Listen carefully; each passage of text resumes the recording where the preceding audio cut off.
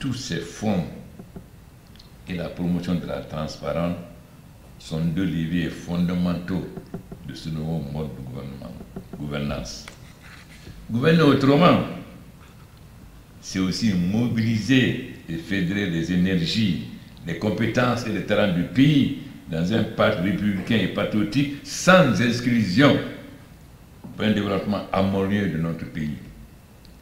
Pour ce faire, il faudra s'assurer que les moyens mobilisés par le Trésor public seront réellement utilisés pour construire le progrès économique, améliorer le panier de la ménagère et réduire les inégalités sociales.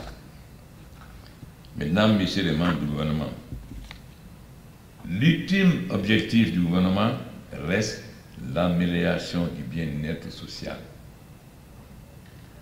La croissance économique est le levier d'une répartition équitable des richesses créées par tous et pour tous. Il nous faut nous unir, nous engager, changer nos mentalités pour être plus efficaces et responsables. Monsieur le Premier ministre honoraire, s'il vous plaît. Gouvernement, distingués invités. D'être invité ce jour, de présenter un exposé sur le leadership, la gouvernance et le progrès de la Guinée.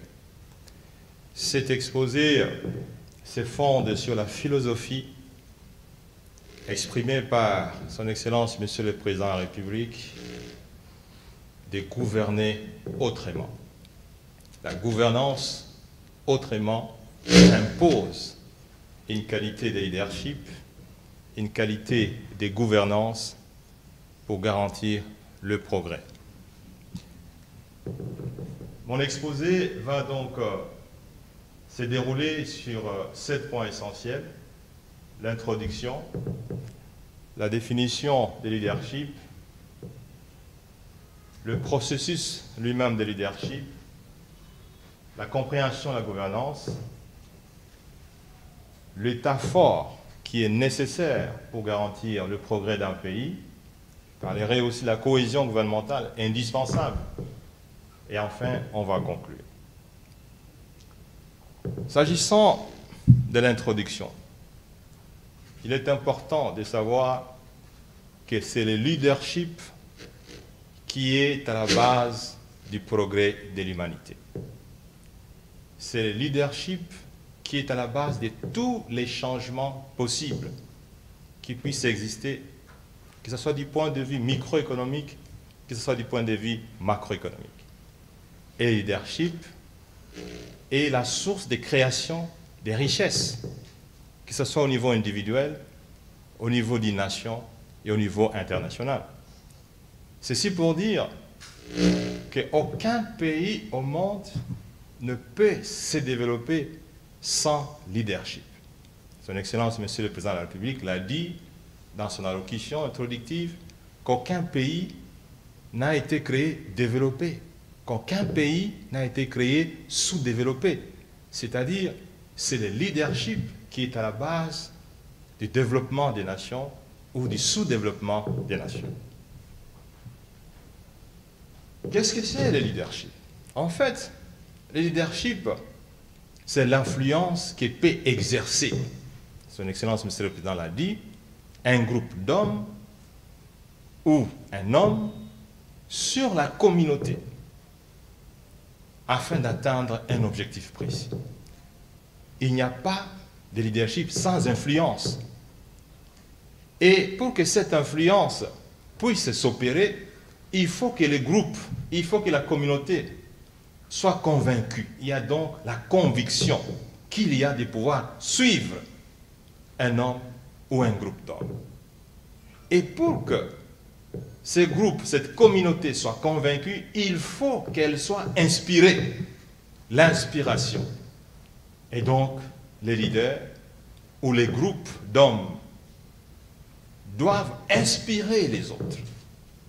Ça ne doit pas être une mécanique de suivi par la propagande, mais les groupes, la communauté, la nation doit être convaincue de l'inspiration qui sort des leaders ou des groupes d'hommes. Ceci est très important parce qu'en fait, le leadership est fondé sur l'influence, sur la conviction des groupes et sur l'inspiration des autres, sur ce qu'ils sont appelés à conduire.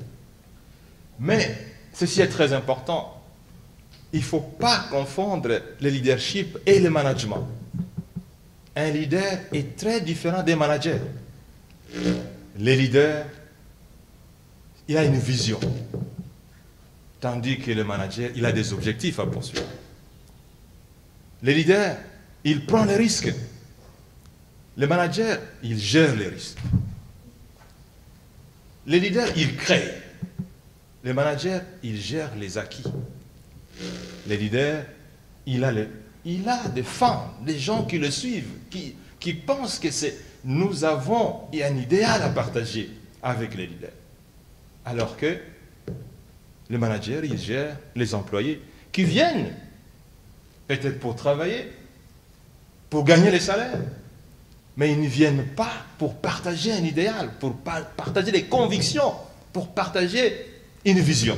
Ceci est très important, mesdames et messieurs les ministres, parce que vous êtes appelés à être des leaders et non pas des managers.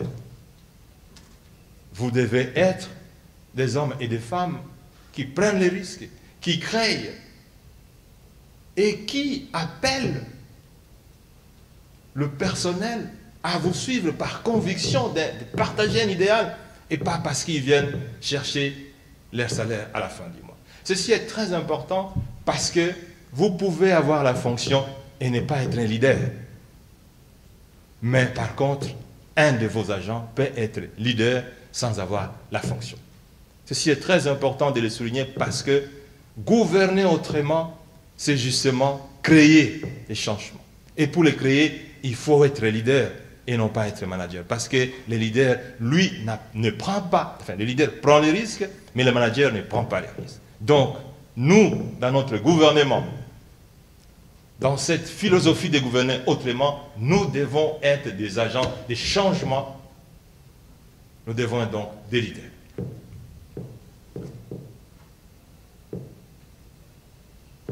Le leadership part d'une vision. Son Excellence, Monsieur le Président de la République l'a dit, il rêve d'une Guinée où la prospérité va être partagée par tout le monde. Le Premier ministre l'a dit, il faut que la croissance soit inclusive. Il faut que le taux de réduction de pauvreté va au-delà du point, comme cela a été. Mais il faut une vision. Le leadership est fondé sur la vision, le rêve. Il faut rêver grand. Et si vous rêvez grand, vous allez atteindre des objectifs importants. Parce que, comme le disait Oscar Wilde, il faut viser la lune pour atteindre les étoiles. Mais moi, je pense le contraire. Il faut plutôt viser les étoiles pour arriver à la lune. Parce que l'étoile la plus rapprochée est à près de 42 000 milliards de kilomètres par rapport à la Terre. Mais si vous visez la lune, si vous rêvez arriver plutôt aux étoiles, vous pouvez arriver à la lune. Parce que l'homme est déjà arrivé à la lune et la lune n'est pas proche. Mais il faut rêver. Souvenez-vous, mesdames et messieurs, les membres du gouvernement, que le gouvernement américain a mis en jeu près de 4% du PIB américain pour arriver à la lune. Certainement qu'il y a des citoyens américains ou des citoyens du monde pour dire c'est de la folie. Mais en effet, l'arrivée à la lune de l'Amérique a consacré une certaine suprématie sur le monde. Le rêve doit être grand, mais le rêve doit être à la portée. Vous devez rêver ce dont vous êtes capable de faire. Vous ne pouvez pas être faible en mathématiques et rêver d'être docteur en mathématiques. Donc le rêve doit être à la portée. Ceci est très important parce que il ne faut pas que le rêve soit irréalisable.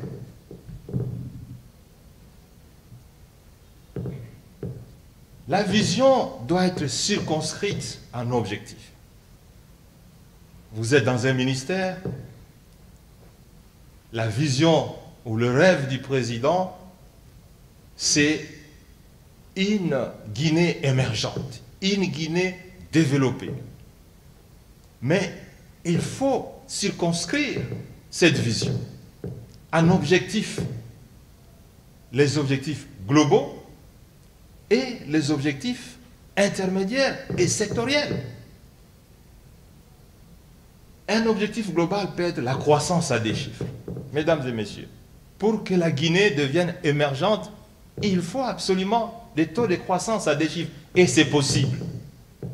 Rien n'est impossible. Si la Chine est devenue grande comme aujourd'hui, la Chine a fait des taux de croissance pendant plusieurs décennies. Et ici aussi, on peut le faire. Mais au-delà de ces objectifs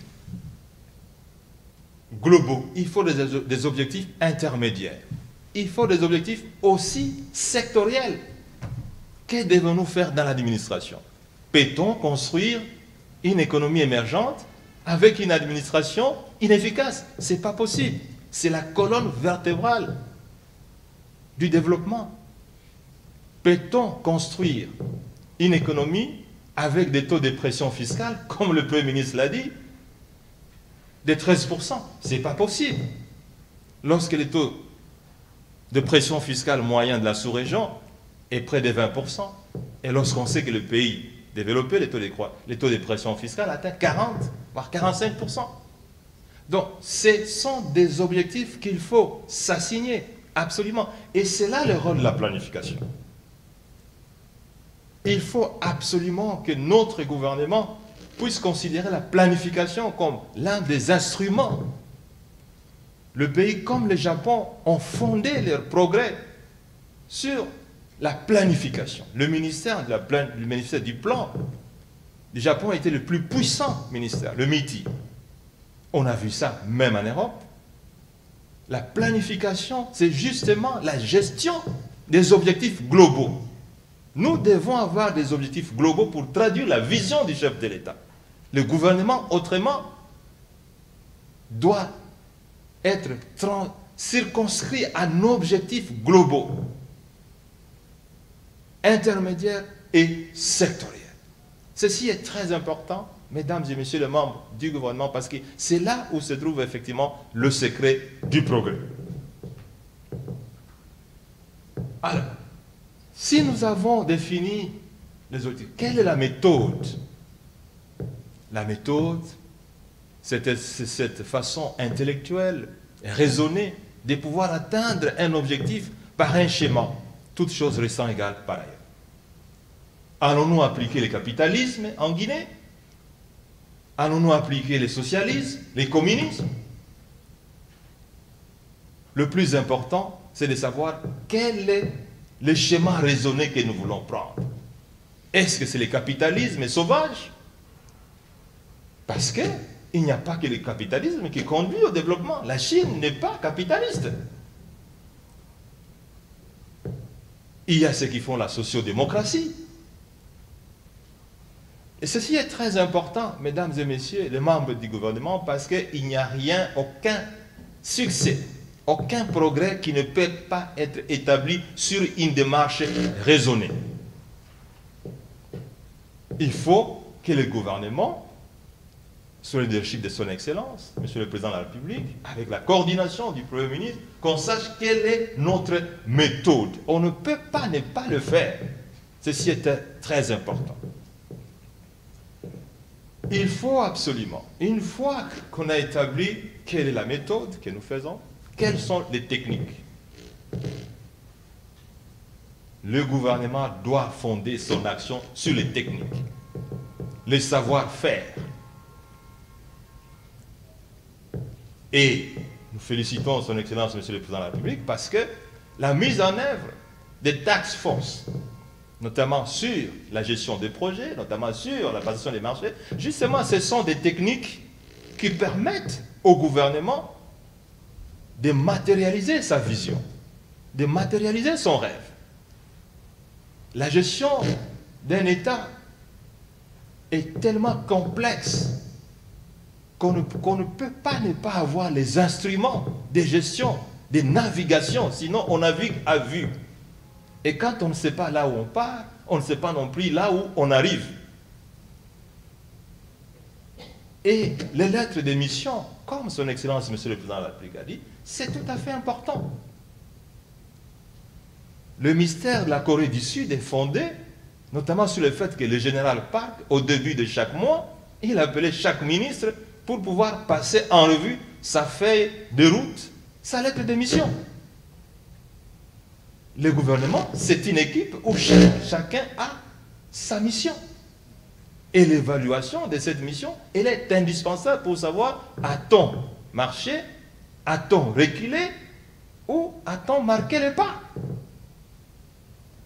D'où l'importance de ces lettres de mission qui ne doivent pas être des décors, mais qui doivent être des lettres, effectivement, devant être évaluées, des feuilles de route, qui doivent être des instruments de navigation, et non pas des documents à classer, des pactes de doublement des recettes, qui constituent en fait la fondation même de la philosophie du chef de l'État, tel que le Premier ministre l'a dit. C'est une philosophie, mais la philosophie doit être matérialisée, parce que la philosophie, elle est intellectuelle, elle est virtuelle. Mais le concret, c'est le pacte, le concret, c'est les contrats de performance. Et cette cellule qui est à côté du président, chargée du suivi et évaluation des projets, c'est un instrument de pilotage important dont la matérialisation et le fonctionnement doivent être optimal. Le leadership, Excellence, Monsieur le Président, Excellence, Monsieur le Premier ministre, Mesdames et Messieurs les membres du gouvernement, le chemin de leadership, c'est un chemin de challenge. C'est un chemin de difficultés. Qu'on ne vous trompe pas, aucun pays développé, aucune économie émergente n'a été sur un boulevard. Le leadership, c'est un chemin difficile, c'est un sentier, ce n'est pas un boulevard. Sinon, tous les pays du monde l'emprunteront et tous les pays du monde seront développés. Toutes les économies seraient émergentes. C'est tout simplement parce que le leadership est un chemin difficile.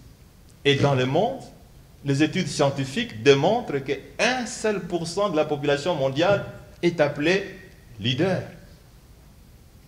1% de la population. Ceci est très important parce que, comme le disait Robert Kennedy, tout le monde veut le progrès. Tous les Guinéens veulent que la Guinée soit développée. Mais le progrès requiert le changement.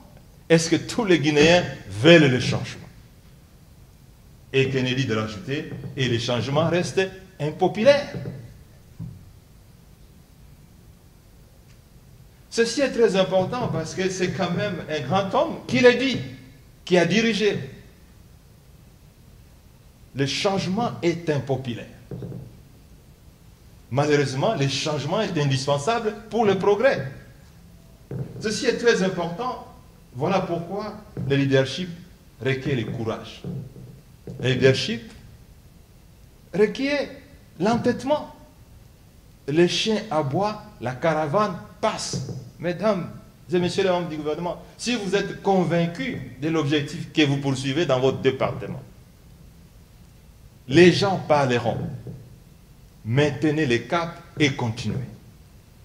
Parce que vous êtes en phase avec la philosophie de gouverner autrement. Personne ne voudra que vous puissiez gouverner autrement si vous marchez sur ses intérêts. C'est clair. Ceci est important parce que le leadership, ça a toujours été une montée et n'est jamais une descente. Ça a toujours été un sentier, ça n'a jamais été un boulevard. Et voilà, pour pouvoir monter et ne jamais se fatiguer, pour pouvoir braver les obstacles, les valeurs. Les valeurs, c'est l'essence même du leadership. Un leader doit être un homme valeureux parce qu'il doit inspirer les autres. Il doit influencer les autres. Et les autres doivent être convaincus que nous avons un homme avec qui nous partageons l'idéal, les idées. Et pour ça, il faut des valeurs. les valeurs qui constituent une source d'excellence, une source de référence, une source de standards et qui fait que le progrès est à la portée. Je voudrais partager avec vous ces tableaux qui est en fait l'aboutissement d'une étude scientifique que j'ai menée avec un jeune doctorant pour savoir si les pays qui sont dotés de ressources naturelles importantes sont des pays qui ne peuvent pas se développer parce qu'ils sont maudits. Des scientifiques occidentaux, par des études scientifiques, sont arrivés à la conclusion selon laquelle les pays qui sont dotés des ressources naturelles importantes ne peuvent pas se développer parce qu'il y a une malédiction des ressources naturelles. L'étude que nous avons menée a démontré le contraire. Il n'y a pas de malédiction des ressources naturelles. Mesdames et messieurs les membres du gouvernement, la Guinée est suffisamment dotée des ressources naturelles, mais rassurez-vous, la Guinée n'est pas maudite. Il y a plutôt une malédiction du déficit de leadership et une malédiction du déficit de gouvernance. Et voilà, ces tableaux vous montrent très bien que la période P0, on a une dotation initiale qui est homogène, et P1, c'est la période transitoire où on décide de la qualité de leadership pour aller vers le développement ou pour aller vers le sous-développement. Et que lorsque le leadership est médiocre, on va vers la pauvreté. Et lorsque le leadership est de qualité, on va vers la prospérité.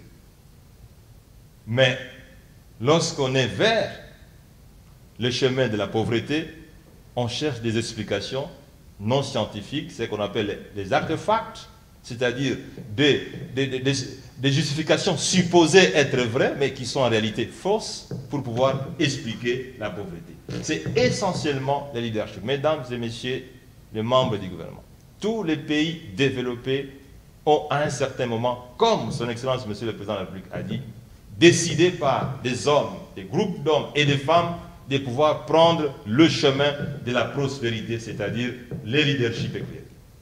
Lee Kuan Yew, c'est lui qui a transformé le Singapour,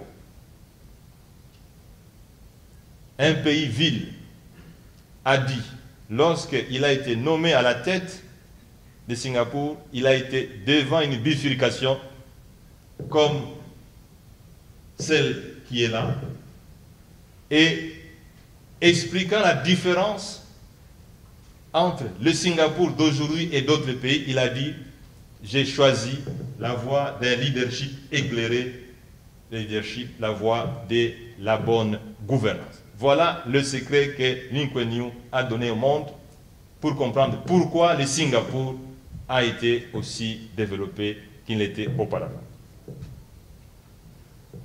Parlons de la bonne gouvernance. En effet, le leadership, c'est déterminant. Mais il faut absolument la bonne gouvernance. La bonne gouvernance, c'est l'une des clés qui ouvre les portes les plus fermées du progrès de l'humanité. Les gens ont tendance à croire que la bonne gouvernance doit nous être imposée par des institutions. Non! Ce ne sont pas les bonnes institutions, ce ne sont pas les institutions qui profitent de la bonne gouvernance. C'est nous qui profitons de la bonne gouvernance. La bonne gouvernance, elle est même biblique. Lorsque vous vous référez aux graines qui tombent sur la terre sèche ou sur les roches, et si vous vous référez aux graines qui tombent sur la bonne terre. La bonne gouvernance, c'est elle qui justifie les différentiels des pays développés et des pays sous-développés. Et dans la famille des pays sous-développés, les différentiels de la gouvernance expliquent aussi pourquoi certains sont plus sous-développés que d'autres. Et dans la famille des pays développés, c'est toujours le différentiel de la gouvernance qui fait que dans l'échelle des pays développés, vous avez ceux qui sont plus hauts et ceux qui sont plus bas. Et donc, comme le disait Kofi Annan, la bonne gouvernance c'est celle qui permet de réduire la pauvreté et d'amener le pays vers le progrès. Voilà, en termes de décor sur la nécessité de la bonne gouvernance. Donc si l'ensemble de l'équipe gouvernementale veut s'arrimer à la philosophie du chef de l'État, de gouverner autrement, de faire la Guinée une économie émergente, mais la bonne gouvernance, elle est incontournable. Parce qu'on ne peut pas choisir une chose et son contraire. Si vous voulez choisir l'émergence, si vous voulez choisir la prospérité de tous les Guinéens, si vous voulez, comme le Premier ministre l'a dit, réduire davantage les taux de pauvreté, mais il faut choisir le chemin de la bonne gouvernance. Il n'y a pas de voie. Mais, ce qu'il faut savoir, mesdames et messieurs les membres du gouvernement, quand vous aurez décidé de choisir le chemin de la bonne gouvernance, sachez que vous avez choisi les chemins des critiques, les chemins de l'opposition, les chemins des insultes, les chemins de tous les coups contre vous, parce que ce chemin de la bonne gouvernance, c'est un chemin qui remet en cause les intérêts de plusieurs lobbies. Ceci est très important parce que la bonne gouvernance constitue notamment la voie à réduire la part des rentiers. Les rentiers vivent de la mauvaise gouvernance. Et si vous voulez gouverner autrement, c'est-à-dire vous devez vous inscrire dans la navigation en contre-courant pour réduire la force des rentiers, la force des lobbyistes, la force de l'administration poreuse, la force de tous ces agents de la douane, du fisc, des régies financières, sectorielles, qui profitent de la manne qui doit rentrer dans les comptes du Trésor. Et là, vous devez savoir que vous vous ouvrez aux attaques de toute nature. Mesdames et messieurs les membres du gouvernement, ce n'est pas une partie du plaisir de vouloir opérer les changements, de pouvoir lutter contre la fraude, lutter contre la corruption. Ça n'a jamais été une partie du plaisir. Mais quels sont les types de gouvernance que nous avons? La gouvernance est politique, notamment le choix des animateurs politiques de qualité. Une gouvernance politique, c'est notamment celle que son Excellence, Monsieur le Président de la République, a mise en œuvre en cherchant des Guinéens compétents pour pouvoir animer le gouvernement. La gouvernance politique vise à mettre des responsables ayant la compétence nécessaire, non seulement pour diriger les organes politiques, mais aussi pour la direction des administrations publiques. La gouvernance peut être juridique.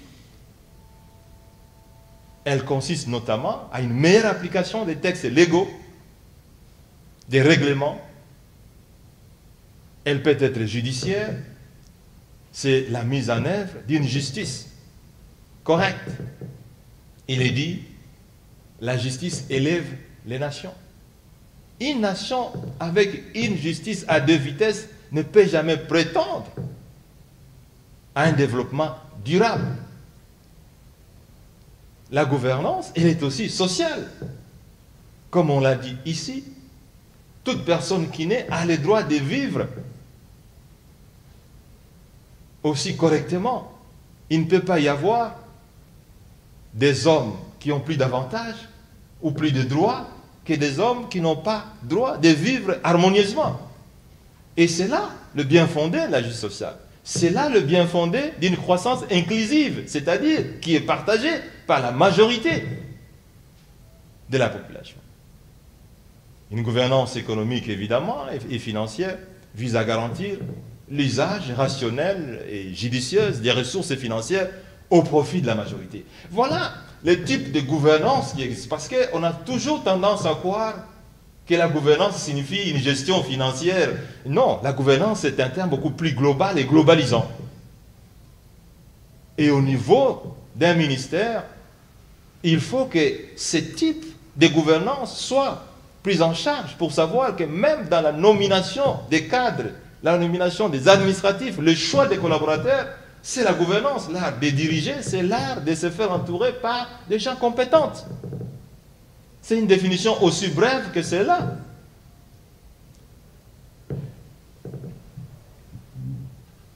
La bonne gouvernance et le leadership, généralement, produisent un État fort. Qu'est-ce que c'est un État fort, mesdames et messieurs les membres du gouvernement? Un État fort, c'est un État qui est en mesure de prendre des décisions courageuses, difficiles, mais indispensables pour l'avancement de l'agenda de l'État.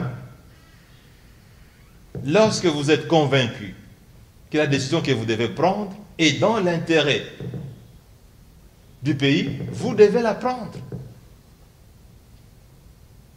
Parce qu'un État fort, c'est un État pro. Les études scientifiques ont démontré qu'un État fort, c'est un État pro. Un État programmateur. Nous avons parlé de la planification. Mesdames et messieurs les membres du gouvernement, si vous voulez que la Guinée soit émergente en 2040, il faut planifier. Il faut que tout le monde qui arrive, vous puissiez lui montrer, voilà la démarche de la Guinée de 2021 à 2040. Un État programmateur. Tous les pays développés ont programmé leur développement. Un État producteur. L'État doit produire. Il y a des services publics qui ne peuvent pas être produits par le secteur privé. C'est pour ça qu'il y a les transports en commun, même dans les pays le plus capitaliste qui puisse exister. Même aux États-Unis, vous avez les transports en commun. Il y a des services qui ne peuvent être rendus de manière efficace que par l'État. C'est pour ça que vous avez le système d'alimentation d'énergie électrique. Même dans le pays capitaliste, l'État produit de l'énergie électrique. Parce qu'il y a la rentabilité économique, il y a aussi la rentabilité sociale, tout comme il peut y avoir la rentabilité politique.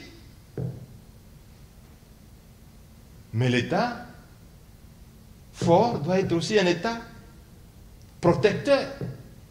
Mesdames et messieurs les membres du gouvernement, détrompez-vous quand on vous chante le capitalisme, mais ces mêmes pays appliquent la protection. Lorsque la Grande-Bretagne est au sommet de la révolution industrielle, mais la Grande-Bretagne a protégé son industrie. Aucun ingénieur britannique ne pouvait pas quitter la Grande-Bretagne pour aller dans un autre pays européen. C'était interdit. C'était pour permettre la suprématie de l'industrialisation britannique. Même aujourd'hui, vous avez vu le président Trump, il a voulu protéger l'industrie américaine, American First. L'État fort, c'est aussi un État protecteur. Ceci est très important parce que dans plusieurs domaines, la Guinée, dans sa philosophie de gouverner autrement, doit aussi savoir être un État protecteur. Dans quel domaine? C'est au gouvernement de pouvoir les définir. Sinon, c'est cet État fort qui produit le développement, mesdames et messieurs les membres du gouvernement. C'est l'État fort qui applique les décisions, qui le prend, qui protège, qui planifie, qui produit, qui permet d'avoir le développement, qui permet d'avoir des grandes institutions, mais qui permet aussi d'avoir des grands hommes. La Guinée doit produire aussi des grands hommes, des champions. La Guinée doit produire des millionnaires, doit produire des milliardaires. La Guinée doit produire des grands scientifiques, des grands historiens. Mais c'est justement cet État fort qui produit. Si aujourd'hui les États-Unis regorgent un ensemble important des prix Nobel, c'est parce qu'il y a un État qui prépare effectivement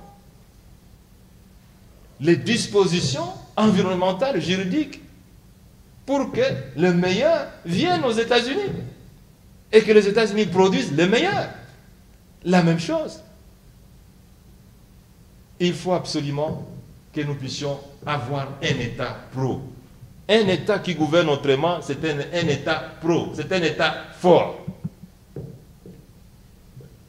Les nations développées, comme je l'ai dit, ce n'est pas un cas fortuit. Son Excellence, Monsieur le Président de la République, l'a dit dans son allocution, tout est fonction de la volonté, de la détermination. Si la Guinée, sous cette philosophie de gouverner autrement, prend date avec l'histoire, que désormais la Guinée est sur la trajectoire et la Guinée deviendra un État fort. Le développement et l'avenir radieux de la Guinée est fonction de vous, femmes et hommes qui êtes ici et qui pensez que vous pouvez transformer fondamentalement l'avenir de ce pays. Mais il faut un leadership de qualité, il faut une gouvernance de qualité. Je voudrais, pour terminer, parler de la cohésion gouvernementale. Ma petite expérience pour avoir été Premier ministre pendant près de 5 ans, la cohésion gouvernementale est indispensable parce que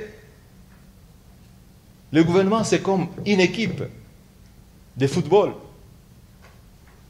Il faut absolument que chacun soit indispensable pour l'autre. Et bien qu'on soit nommé individuellement, en réalité, quand on est dans le gouvernement, on devient une équipe, on devient une famille. C'est vrai, le ministre est technique, mais il est politique. Il est fondamentalement politique parce que la fonction du ministre, elle est politique. Mais elle nécessite absolument la compétence et les profils nécessaires pour pouvoir exercer dans son département. Donc, la recherche de l'efficacité doit être permanente. Au moment de son histoire économique et sociale, je vous remercie.